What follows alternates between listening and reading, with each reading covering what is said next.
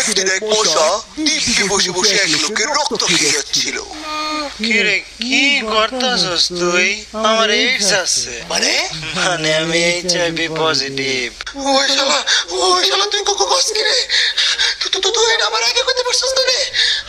আমার ছোট ছোট দুটো বাচ্চা, আমার বউ, লাগো এখন কি গো, এখন কি পালবো গো? আমার জামাই গো, তুমি আমারে কেমনে রেখে চলে গেলা গো? আমার বেলা দিনের আটকে পারবো গো। বাবা, আমি তোমার মৃতদেহ ছুঁয়ে প্রতিজ্ঞা করছি বাবা, আমি তোমার মৃত্যুর বদলা নিয়েই ছাড়বো।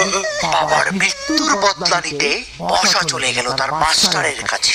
আমি আমার সব কিছু দিয়ে তোকে প্রস্তুত করে তুলবো।